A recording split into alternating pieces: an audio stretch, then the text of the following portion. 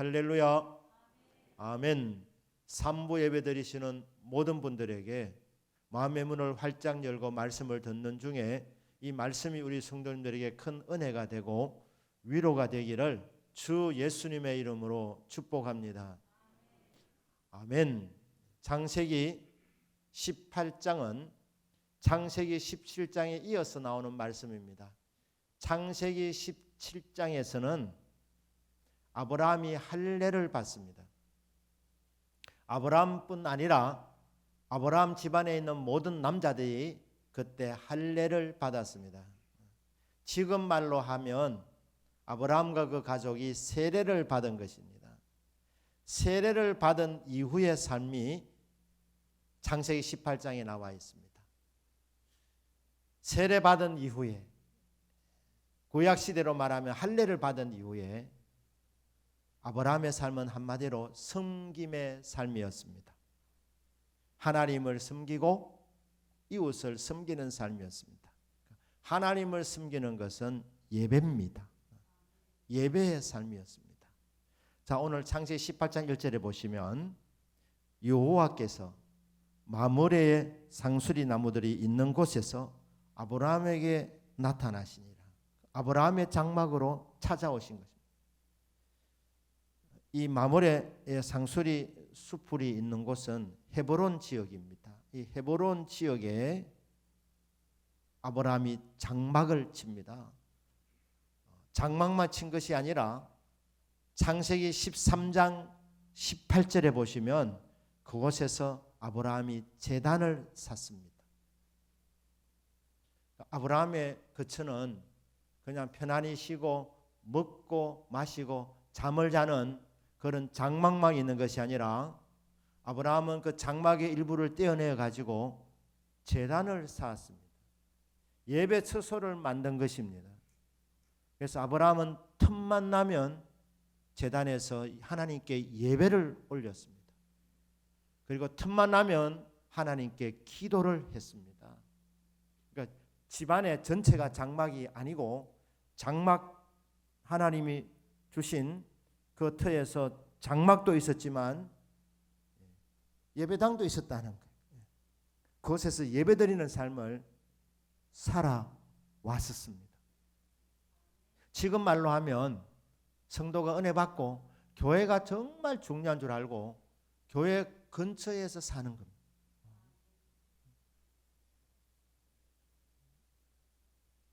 예배처럼.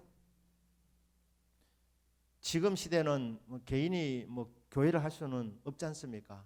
그러니까 은혜를 받고 교회 가까이 있어. 그래서 기도 제목이 있으면 달려갈 수 있는 가까운 곳에. 참 우리 성도님들이 은혜 받고 교회당 근처에 이제 이사 오려 하는 분들이 참 많으신데 문제는 이 수성구, 범어동 만만치 않습니다. 그래도 하나님께서 그 성도님들 그 마음을 기억하시리라 믿습니다. 아브라함은 은혜 받고 제단 쌓는 생활을 했습니다. 아예 집안에 그냥 예배당을 차려놓고 제단을 쌓는 생활을 했습니다. 그리고 형제 사랑하기를 계속했고 손님 대접하는 것을 잊지 않았습니다. 그러니까 손 대접을 참 잘했습니다. 그러니까 오늘 18장에 이제 손님 대접하는 한 경우가 나오는데 아브라함 생애 가운데 딱 한 번 있었다는 것이 아니라 아브라함이 수도 없이 손님을 대접했습니다. 근데 그 중에 기억할 만한 사건을 기록한 것이 18장입니다. 기억할 만한 성도들이 기억해야 될 일이기 때문에 기록되어져 있습니다. 아브라함이 한 번만 손님 대접한 것이 아닙니다.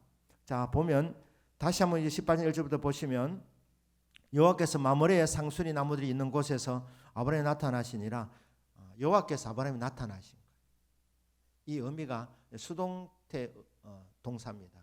그러니까 인간은 하나님을 발견할 수 없습니다. 인간은 하나님을 볼 수 없습니다. 어떻게 하나님 볼 수 있느냐? 하나님이 자신을 계시해 줄 때만, 하나님이 찾아오실 때만, 하나님이 나타나실 때만 볼 수 있습니다. 하나님 안 찾아오시면 못 봅니다. 육안으로는 영이신 하나님을 볼 수 없습니다. 그러니까 하나님이 아브라함에게 자신을 나타내 보여주신 겁니다. 그때 이제 눈에 띈 겁니다. 여호와께서 나타나셨다. 자신을 보여주셨다는 거예요. 근데 처음에는 여호와인 줄도 몰랐습니다. 부지중이었습니다.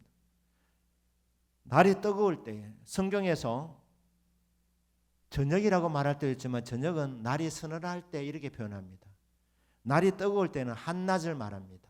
정오쯤에. 그러니까 하루에 시간 중에서 굉장히 더울 때, 땡볕이 쬐일 때, 그때는 이스라엘 사람들은 낮잠을 잡니다. 중동 사람들은 너무 더워서 일하면 지치기 때문에 일하지 않고 쉬는 시간인데, 이때는 손님 대접하기도 귀찮은 시간입니다. 주님이 이때 나타나신 겁니다. 하나님께서는 인간이 예상할 때 그때 오지 않습니다. 생각하지 못한 시간이 오는 거예요. 늘 사모하는 사람, 준비된 사람만이 하나님 만나는 겁니다. 날이 뜨거울 때 그가 장막문에 앉아 있다가, 아브라함이 장막문에 앉아 있는데 보니까 눈을 들어본 적 건너편에 사람 셋이 서 있는 겁니다. 이 뜨거운 햇볕 아래에서 고생이 많구나, 대접해야 되겠구나, 이런 생각이 딱 든 겁니다. 천사인 줄 알고 간 것이 아니고 워낙 대접을 잘하는 사람이니까 이 묻은 낮에 고생이 많구나 이렇게 생각하니까 아브라함이 섬겨야 되겠다는 생각이 든 겁니다. 어떻게 합니까? 아브라함이 그들을 향해서 달려갑니다. 그 다음에 영접합니다. 그리고 몸을 땅에 굽힙니다. 이 완전 종의 자세입니다. 종의 자세. 그리고 뭐라고 말하면 3절에 이르되 내 주여, 내가 주께 은혜를 입었사오면 원하건대 종을 떠나 지나가지 마시옵고. 자, 지금 손님을 대접하려고 하는 아브라함과 대접받는 이 세 사람, 누가 갑이고 누가 을입니까? 보통은 대접하기 위해서 초청하는 사람이 갑인데, 아브라함은 지금 갑의 위치에 있는 것이 아니라 을의 위치에서 사정을 하고 있습니다. 부탁을 하고 있습니다. 몸을 굽신굽신거리면서 주여라고 이렇게, 주인장 이렇게 얘기하면서 초청을 하고 있는 겁니다. 아브라함은 이 당시에 큰 부자였습니다. 종이 아니고 주인이었습니다. 하인을 318명을 거느리고 있었습니다. 여러분 집에 종업원이 318명이라고 생각해 보시면 그 318명이 숙식을 하려면 공간이 얼마나 필요할 것 같습니까? 그러니까 넓은 집이고 종들이 많았습니다. 318명. 이거 하나만 봐도 아브라함이 큰 부자라는 것을 알 수 있습니다. 그런데 거만하게 우리 집으로 오라고 초청하는 것이 아니라 종처럼 말입니다. 몸을 땅에 굽히면서 숙이면서 사정사정 저희 집에 가십시다. 저희 집에 가셔서 찬물에 발을 씻으시고 나무그라에서 쉬시고, 그럼 저희들이 떡을 조금 가져다가 대접하겠습니다. 그래서 떡을 드시고 상쾌한 이후에 갈 길을 가시면 되겠습니다. 이렇게 초청을 하고 있습니다. 그런데 여기 3절 말씀에 종을 떠나 지나가지 마시옵소서. 오늘 저희들은 이 창세기 18장 말씀과 찬송가 279장 그 가사를 중심으로 말씀 통해 은혜를 받고자 합니다. 이 찬송가의 제목이 주여 나를 지나가지 마시옵소서. 떠나 지나가지 마시옵소서. 그러니까 창세기 18장 3절에 착안하여서 환희제의 크로스비가 이 곡을 만들었습니다. 자, 1절 가사를 보시길 바랍니다. 인애하신 구세주여 내가 비오니 죄인 오라 하실 때에 날 부르소서. 구세주의 이름을 부르는데 내가 비오니 이랬습니다. 이 빈다는 말이 겸손하게 부르짖는다는 뜻입니다. 구세주시여 겸손하게 부르짖사오니 저의 이 부르짖음에 귀를 기울여 들어주시기를 바랍니다. 응답해 주시기를 바랍니다. 죄인 오라 하실 때 나를 불러주시기를 바랍니다. 하나님께서 죄인들을 부르시면 그 시간이 구원의 시간입니다. 은혜 받는 시간입니다. 우리 한 사람 한 사람 이름을 불러주시는 거예요. 이 목사야 이렇게 부르는 시간이 바로 구원의 음성을 듣는 시간이고 그 주님의 음성을 들으면서 우리는 구원을 받는 것입니다. 그런데 주님이 오셔서 죄인들을 부르실 때에 그때 나를 빼먹지 마시기를 바랍니다. 나를 떠나 지나가지 마시기를 바랍니다. 저를 못 본 척 외면하지 마시기를 바랍니다. 다른 사람들을 부르시는 것은 그들이 다 자격이 되기 때문에 주님이 불러주시겠지만 저는 자격이 없는 존재입니다. 죄인입니다. 주여 저는 주님이 저에게 오시는 걸 감당하지 못할 죄인입니다. 누추한 이 더러운 이곳으로 들어오시겠습니까? 이런 심령으로 부르짖는 기도입니다. 왜 부르짖을 수 있습니까? 그 구세주는 인애하신 분이기 때문입니다.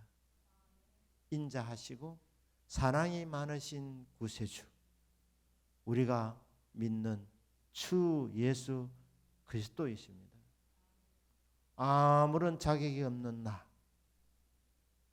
냄새나는 나, 죄가 가득한 인생, 도저히 구원받을 자격이 없지만 하나님은 사랑이 많으신 분이시기 때문에 하나님께서 사람들을 부르실 때에 하나님이 나도 불러주실 거라는 그 믿음을 갖고 주여 저도 불러주십시오.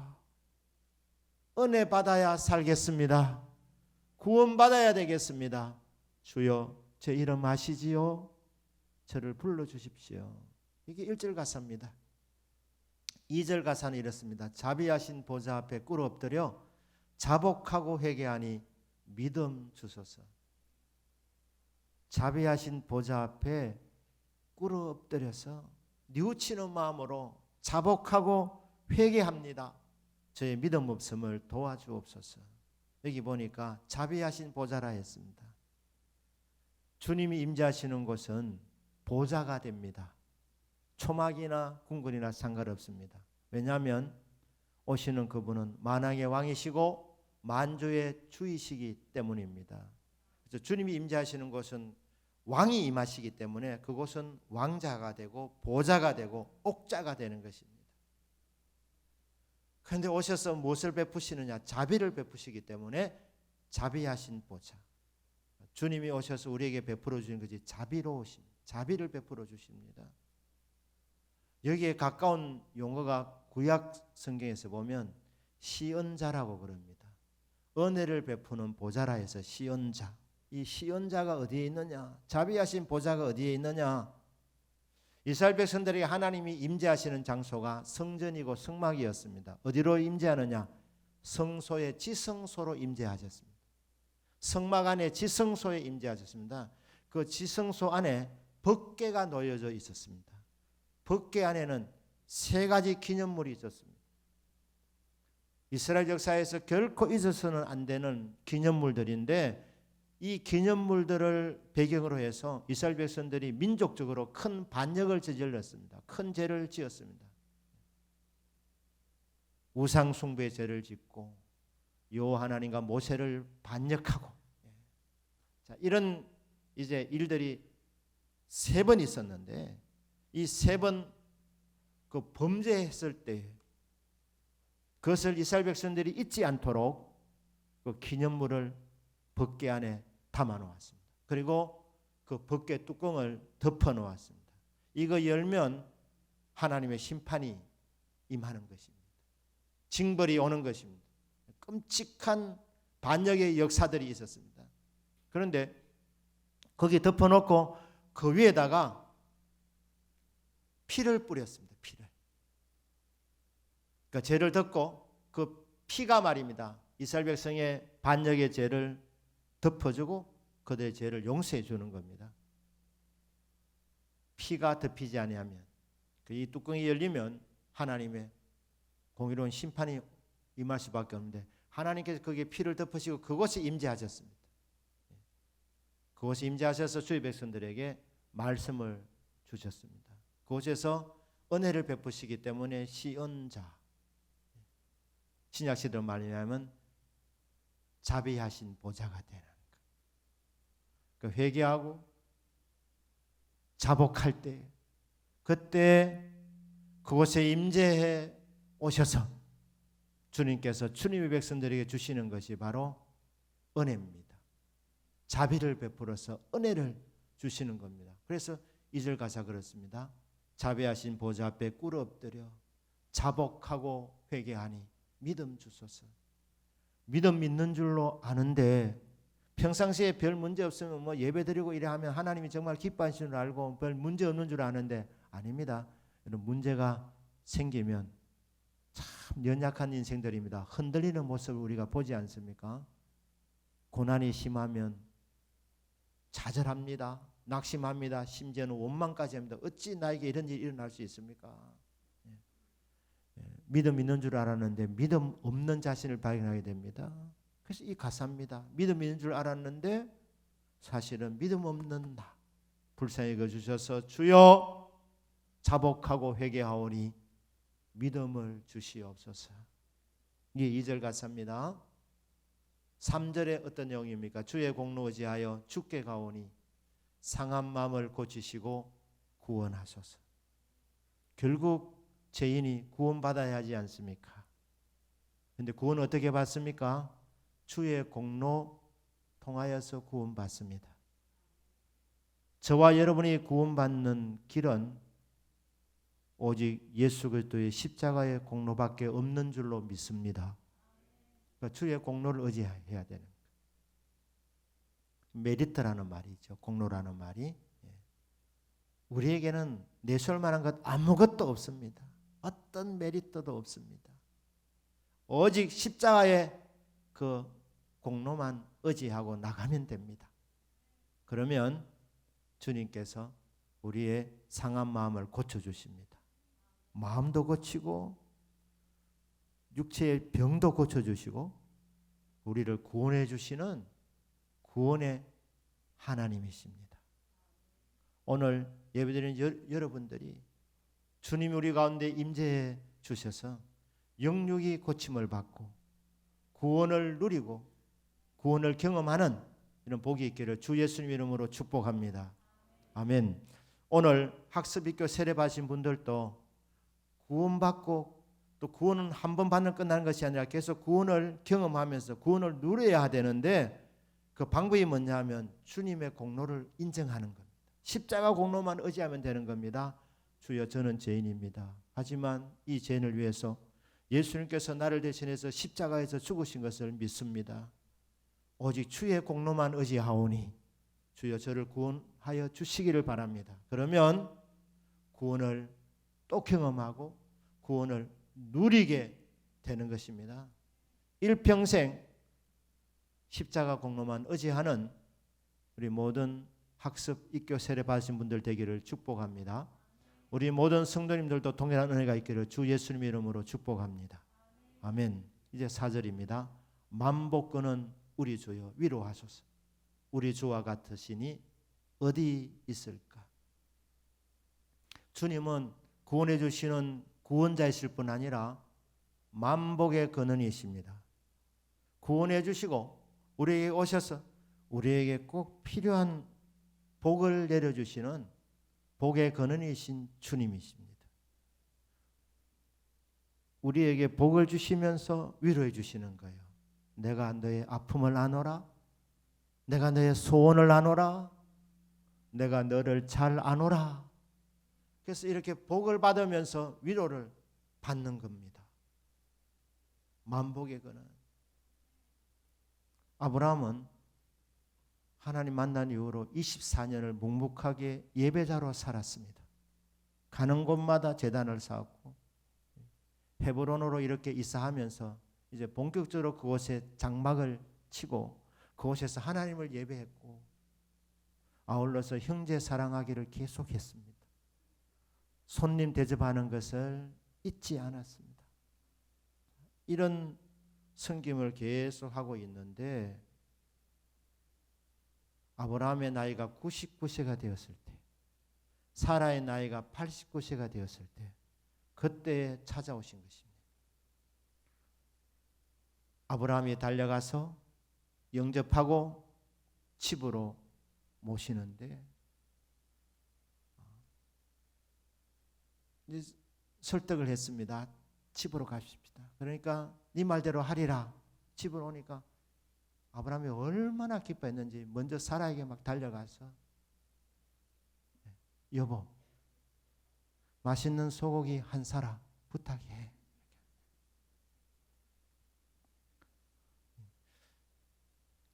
여러분 마음을 여시도록 한 번씩 제가 유머를 쓰는 겁니다. 일부 예배 때는 안 오시더라고요. 그래서 고맙습니다. 그리고 떡을 이렇게 이제 준비하라고 말해. 떡을 구우라고 하는 거예요. 이 떡이 이 세서한데 엄청난 양입니다. 참 아브라함이 통이 컸던 것 같습니다. 엄청난 양. 아마 나중에 종들까지 다 먹을 생각을 아마 했던 것 같습니다.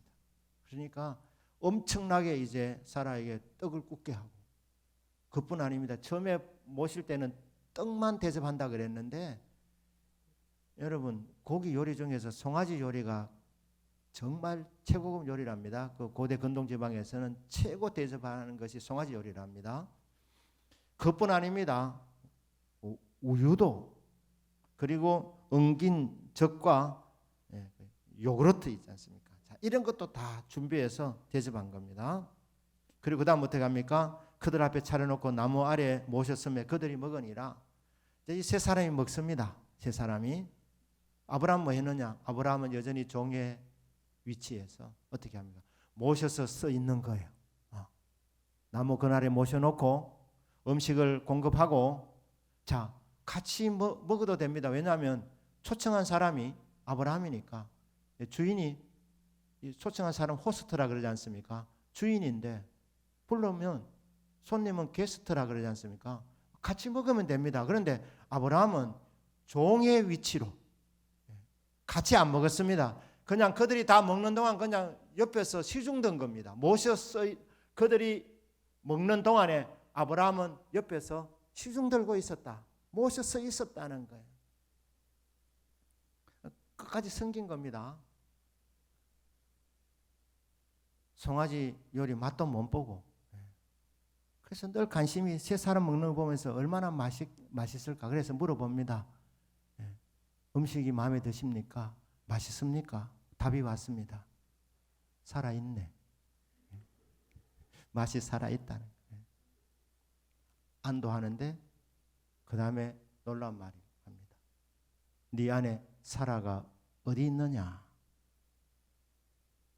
이게 엄청난 말입니다. 왜냐하면 급하게 대접하느라 아내를 소개한 적이 없습니다. 사라의 이름을 알 턱이 없습니다. 하나님이 아니라면, 전지전능하신 분이 아니라면 소개한 것도 아니고 아내의 이름을 알려준 것도 아닌데 네 아내 사라가 어디 있느냐? 부지 중에 손님 대접하다가 천사를 대접했고 그 중에 한 분은 여호와 하나님이었습니다. 사라가 어디 있느냐? 아브라함이 답합니다. 부엌에 사라 있습니다. 그러니까 놀라운 약속을 하는 거예요. 아브라함 마음에 결코 사라지지 않는 약속입니다. 내년 이맘때에 사라에게 아들이 있으리라. 하나님이 아브라함에게 왜 찾아오셨습니까? 둘 중에 하나 답이면 1. 송아지 요리가 먹고 싶어서. 2번. 아브라함에게 꼭 필요한 것을 주셔서 위로해 주시려고. 답은 2번입니다.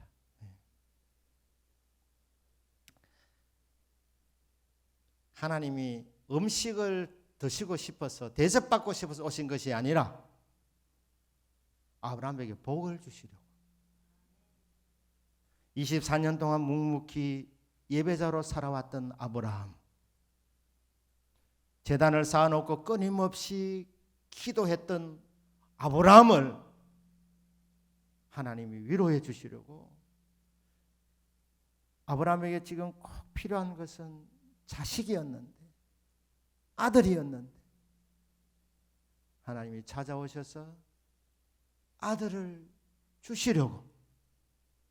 그전에도 몇 번 약속을 주셨지만 점점 더 구체적으로 말씀하시다가 이제는 정확하게 시간까지 내년 이맘때에 사라가 아들을 갖게 된다. 아들을 낳는다. 엄청난 약속입니다. 이 말씀을 주시는 분은 만복의 근원이십니다. 만복이 뭡니까? 모든 복이라는 것입니다. 모든 복이 어디서 옵니까? 하나님에게서 옵니다. 왜냐? 하나님은 복의 근원이시기 때문입니다. 모든 좋은 것들이 빛들의 아버지이신 하나님으로부터 내려오는 것입니다. 그러니까 아브라함에게 지금 필요한 복이 있었는데 하나님이 아브라함을 사랑하셔서 그에게 찾아오셔서 다시 한번 구원의 은혜를, 구원의 감격을 주시면서 그에게 복을 주시려고 찾아오셨습니다. 하나님은 만복의 근원이십니다. 마태복음 18장 20절 말씀입니다. 우리 같이 한번 읽겠습니다. 시작. 두세 사람이 내 이름으로 모인 곳에는 나도 그들 중에 있느니라. 이 말씀은 예수님께서 친히 하신 말씀입니다. 두세 사람 예배자들을 가리킵니다. 믿음의 사람들 두세 사람만 모였어도 된다는 거예요. 그러면 주의 이름으로 모여서 예배하는 그곳에, 주의 이름으로 모여서 기도하는 그곳에 두세 사람만 있어도 충분하다. 그곳에 내가 있겠다는 거예요. 나도 그들 중에 있느니라. 3명이 모여 있으면 그 집회 숫자를 셀 때는 4명이라고 해야 되는 거예요. 왜냐하면 주님이 함께 하시기 때문에. 10명이 모여 있으면 11명인 거예요. 11명. 주의 이름으로 모이는 곳에는 반드시 주님이 함께 하시는 거예요. 이거는 마태가 성경을 쓰면서 자기 생각을 집어넣은 것이 아닙니다. 수제자 베드로가 외친 것 아닙니다. 예수님의 말씀입니다. 예수님은 인생이 아니시기 때문에 시건치 아니하십니다. 거짓말하지 아니하십니다. 주님이 하신 말씀은 한 말씀이라도 지구는 없어질 수 있지만 결코 없어지지 않는다고 말씀했습니다. 그러니까 이 마태복음 18장 20절 말씀은 주님께서 임마누엘을 약속하신 말씀입니다. 두세 사람만 모여도 된다. 내 이름으로 모이면 내가 그곳에 함께한다. 이 말씀에 근거하여서 제가 이 말씀을 준비하면서 항상 이렇게 생각합니다. 주님이 이곳에 임재한다는 것을 믿고 설교하는 겁니다. 여러분 이곳에 주님이 함께 하심을 믿으시기를 축복합니다. 아멘. 그런데 주님이 계시는구나. 도매권 음할 것이 아니라 그것이 여러분 1대1의 만남, 인격적인 만남이 되어야 합니다. 곁에 있는 것으로 충분하지 않습니다. 주님이 내 안으로 들어오셔야 되는 것입니다. 그래서 내 안에서 사셔야 되는 것입니다. 그것이 주님을 영접하는 것입니다. 함께 하신다. 그냥 그것으로 끝나는 것이 아니라 진짜 함께 하시는 것을 경험하셔야 되는 것입니다. 주님이 이곳에 함께 하시는데 하나님이 모두를 만나주시는데 나는 하나님이 떠나 지나가지 않도록, 주님이 나를 못 본 척 지나가지 않도록 예배 중에는 반드시 만나야 되는 것입니다. 찬송가 279장 후렴 가사가 그런 내용 아닙니까? 1절과 같은 내용입니다. 주여 주여 내가 간절하게 부르짖사오니 죄인 오라 하실 때, 다른 사람을 불러서 은혜 베풀어 주실 때에 나를 빠뜨리지 말아 주십시오. 나를 떠나 지나가지 말아 주십시오. 저도 불러 주십시오. 저는 은혜 없이는 못 삽니다. 은혜 받아야 삽니다. 주여 제 이름을 불러 주시옵소서. 구원받기 원합니다. 구원을 누리기를 원합니다. 복을 받기를 원합니다. 주님 모실 때에 우리 안에 기쁨이 충만하고 구원받은 것을 실제적으로 느끼게 되는 것입니다. 구원을 누리는 겁니다. 그리고 주님이 오실 때 빈손 들고 오지 않습니다. 만복의 근원이신 주님께서 오실 때 반드시 양손에 복을 가득 들고 찾아오신다는 것입니다. 그래서 여러분 주님 만나야 되는 거예요. 주님 모셔야 되는 겁니다. 그것이 구원의 경험이고 만복의 근원이신 주님으로부터 복을 받게 되기 때문에 아브라함이 주님 모심으로 말미암아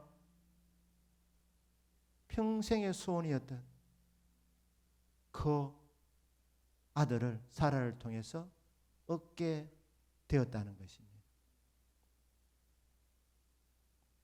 자, 말씀을 마무리하면서 이사야 57장 15절 말씀인데 우리 한번 같이 읽겠습니다. 시작. 지극히 존귀하며 영원히 거하시며 거룩하다 이름하는 이가 이와 같이 말씀하시되 내가 높고 거룩한 곳에 있으며 또한 통회하고 마음이 겸손한 자와 함께 있나니. 여기까지 하면 되겠습니다. 하나님 어떤 분입니까? 지극히 존귀하신 분, 그래서 지존하신 하나님. 그 다음에 영원히 거하시는 분, 영주하시는 분, 영존하시는 아버지. 하나님 아버지입니다. 거룩하다 이름하는 이. 하나님은 지극히 거룩하신 분이십니다.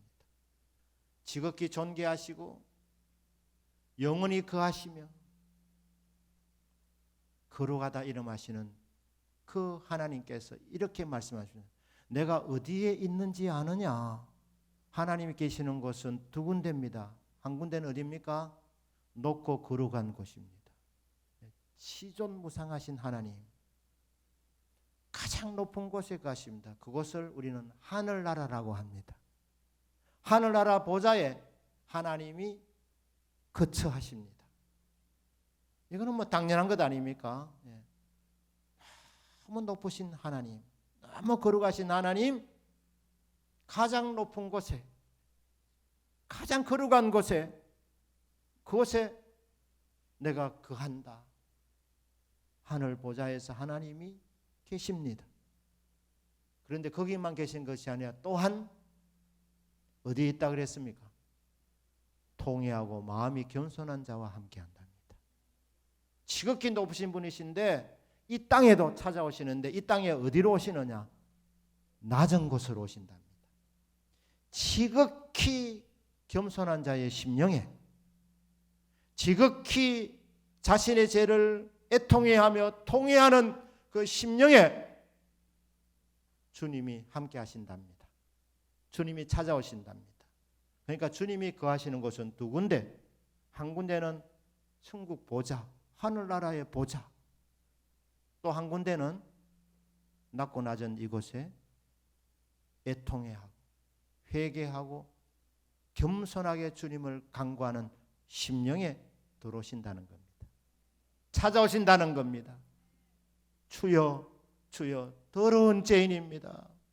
죄인의 개수입니다. 저는 주님을 감당하기가 불감당한 죄 가득한 인생입니다. 그런데 주님 떠나서는 또 살 수가 없으니 주여 어떻게 하면 좋겠습니까? 주님 모시기도 감당이 불감당이고, 그렇다고 주님이 오시지 않아도 이게 또 문제가 생기니 주여 어찌하오리까 하면서 자신의 죄를 인하여서 애통해하면서 주님 저는 자격이 안 됩니다. 주여 어찌하면 좋겠습니까? 이렇게 겸손한 그 심령에 주님이 함께해 주신다는 겁니다. 주님이 들어오신다는 겁니다. 그러니까 저와 여러분이 주님 모시는 방법은 두 가지 마음만 됩니다. 하나는 죄를 지을 때마다 회개하고 애통하는 심령, 또 하나는 겸손한 심령. 주종관계를 확실히 하시길 바랍니다. 주님은 주인이시고 나는 종입니다. 그러니까 주여 이 종을 불쌍히 여겨주시고 다른 사람들을 돌보실 때에 저도 기억해 주시기를 바랍니다. 두세 사람이 모인 곳에 함께 하신다는 주님, 이곳에 분명히 주님 함께 하시는데 모두 은혜 받을 때 저도 은혜 받고 싶습니다. 주여 제 심령 속에 들어오시옵소서. 겸손하게 요청하고 상하고 통해하는 심령으로 주님 앞에 기도하는 그 심령 속에 들어오셔서 주님이 구원해 주시고 복을 주시며 위로해 주십니다. 이 은혜가 충만하기를 주 예수님의 이름으로 축복합니다. 아멘. 기도하겠습니다.